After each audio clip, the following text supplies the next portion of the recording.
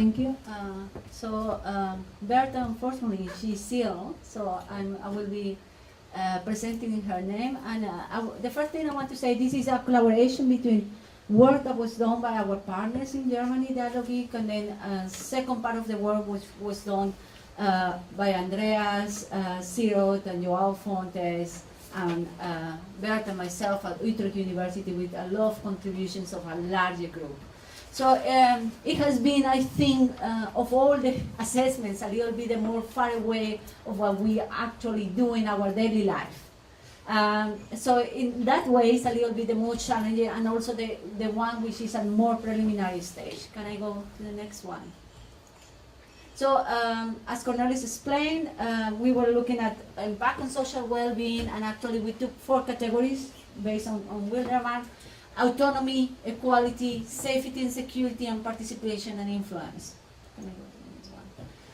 Now, there was a huge literature review of what kind of indicators are actually used for social assessment, and the number is well beyond the 100 of indicators, which make it rather operational. So I should say I'm an engineer, so once we took this to try to make it operational, we kind of take an engineering approach.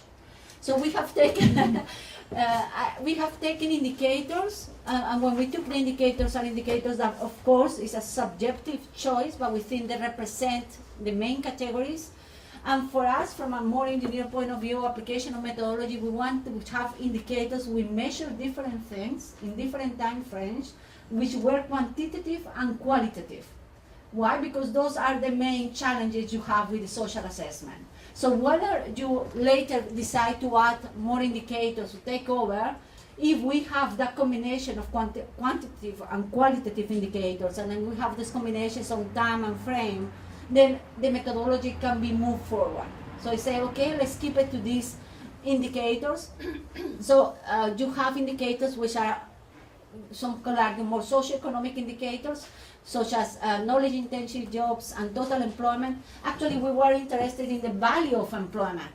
So what is actually what people get from employment? At this moment, there is no database who can tell you that. So we are using our proxy of money, but from a social point of view, goes beyond that. So that's a point that needs also to be worked out further. But at this moment, our idea is to have value of employment. We are using a proxy which is by far optimal, but is available. So you have to make some choices. So then we have possibility of misuse of the product of the process. And what we have done in the project is look at that and measure in terms of vulnerability. So does my new technology increase the vulnerability of a given change, of a given process? Why? Because measuring vulnerability is something for which methodologies have actually been developed, because it's about the chance that something increases, while if you say misuse is also the intention of the person which you have to measure, and that at this moment is a rather subjective thing to prove from an LCA perspective. Then we have risk perception again. Risk perception depends a lot on the message and the messenger. So do I trust the people who is giving me a message, and who is giving me the message? So what we have looked at is actually, we have used a methodology which are psychometric maps, which map all kind of risks people have, from microwaves, nuclear plants, air, that the plane will fall down. And you can make a survey and ask people to locate a new technology in that psychoframe. It won't tell you whether there is going to be a change in risk perception, but it will tell you where people actually could put the technology and whether it's an aspect that you need to deal with it further. Then we have child labor and forced labor. I have to say, child labor, we are looking at hazard of child labor in the project at this moment. So child labor for children under 15 who really have some kind of damage to their health. Mining, for instance, a typical example of textile fabrics in India and Bangladesh is another example. So really, child labor, and what it has been done is a process which is quite similar to occupational health. So we have used statistics from ILO, from the International Labour Organization, and link that per sector, and link the sectors to the input-output model and employment. Forced labor is the same, and we have, again, the discussion in forced labor. You can or cannot include people who have forced labor as part of their being in jail, and part of their punishment is actually to do forced labor. If you are in jail because of your political ideas, of course, that forced labor is not for sustainability. If you are in jail because you kill somebody, should not do work. And that is the kind of discussion sometimes we find ourselves having. What do you do with that? So at this moment, our forced labor excludes all the jail people and it works with the rest. And then again, link it to the input-output. Then you have equality, and this is more about sustainability. How do we look if I increase the labor here in Europe, but as a consequence of my technology, there will be less labor in Africa? Is that sustainable? Or what happens with income distribution, or we shift towards a higher skill? That is kind of discussions on sustainability you need to take into account. So we have the advantage at this moment that the input-output model works at 9 region level. So we can look at labor in Europe, and we can look at labor in Africa, and you can look at labor in other countries and see what is the effect of your technology through the whole economy. And that gives you not the answer, but gives you a strong indication where the direction is of the effect.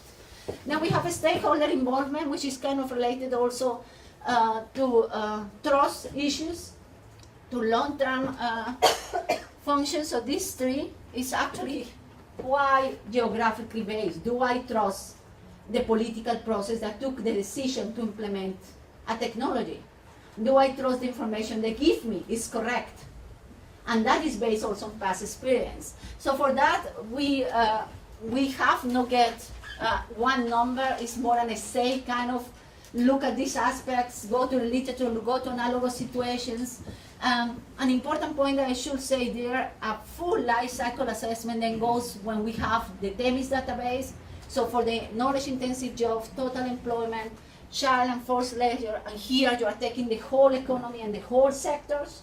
For the qualitative indicators, so trust, long-term control, and I'm destroying the room.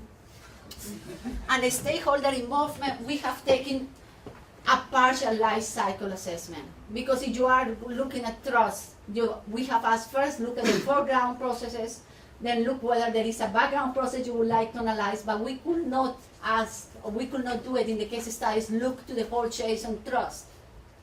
This is at this moment not possible, and those areas that need to be improved in further work. Can I have this one?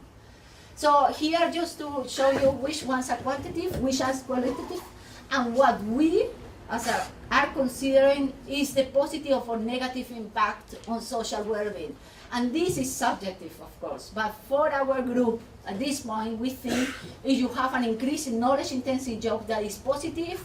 If you have an increase in forced labor, actually, that is negative. If you come from a philosophy where small is beautiful, maybe you will change some of the things and the direction. So what we are asking in the methodology is that the person, when it goes into the indicators, explicitly states for the user what are they considering a positive impact and what are they considering a negative impact.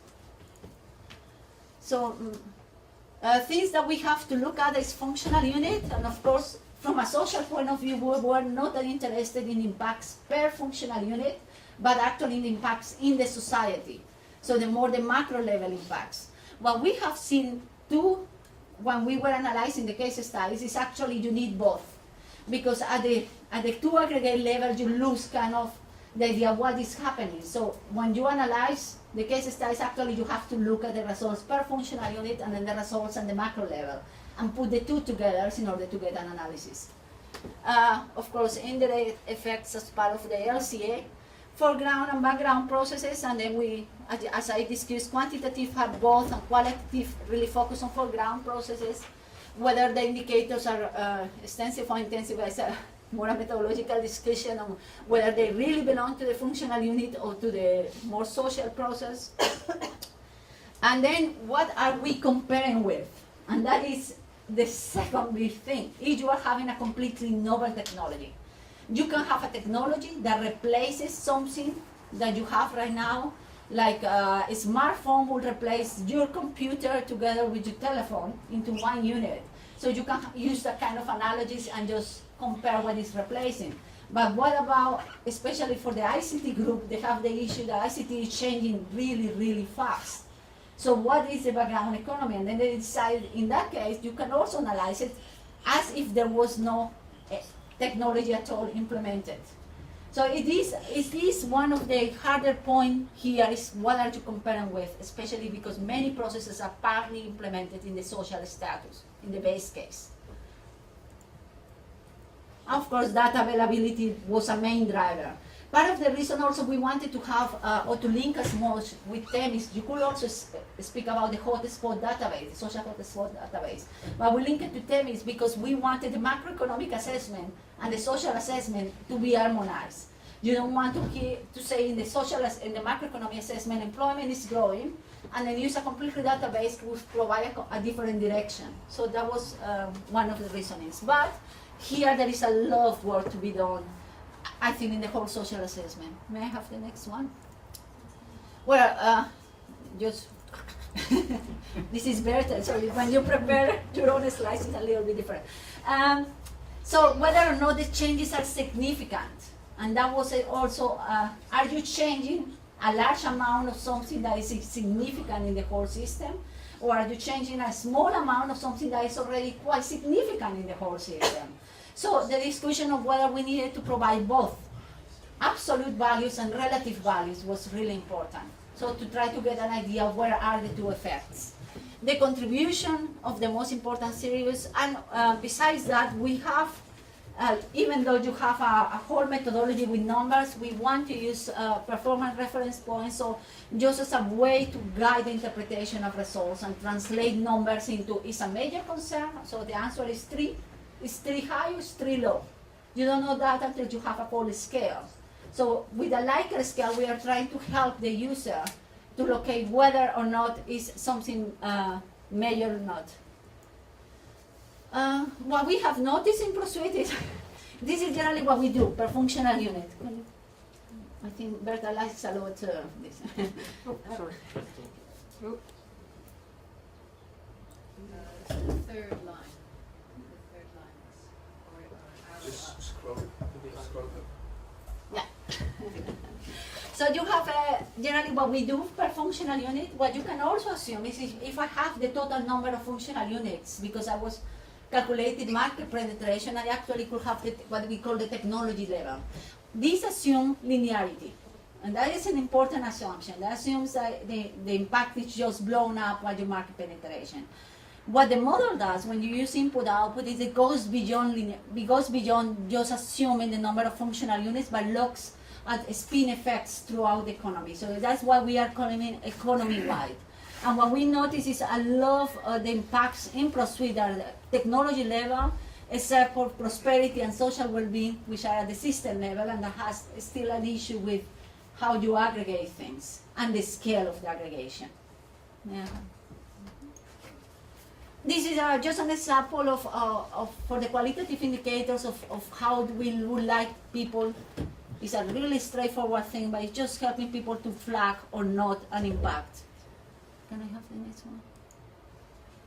So, what is actually the social impact resulting? It results in several things. We are asking everyone, when they do their assessments as part of the guidelines, to provide an explicit essay justifying the selection, even if it's the labor coming from them, is to actually discuss what do you see in the results. The second thing we do, of course, is because these are quantitative indicators, you can just aggregate them, and in this moment we are just using a weighted, normalized arithmetical mean as a way of representing the final result.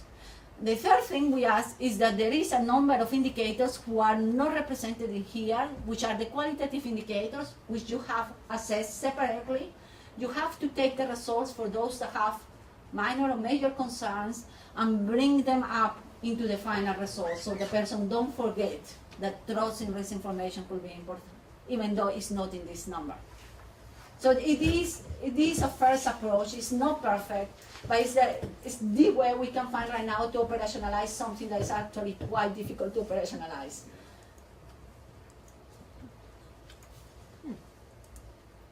And maybe this is the one. Oh. So the current framework, and not so much the social, but in total, we are assuming linearity of indicators for many cases, and that's something we need to work further. We would like to move from quantitative to qualitative, but I'm going to put a star there. You don't always need a number. to assess sustainability. So yes, we would like to have it, but we need also to critically see whether we need it. If you are going to lose the information, getting the number, it's not worth to put the number there. And then better to have all the information and the same. And of course, we tested, and this testing was actually back and forward several times with the case studies, trying to see whether the information will work out. So we have producing a cooking guidelines on how to use and a background document for people who wants more information on why we take several decisions.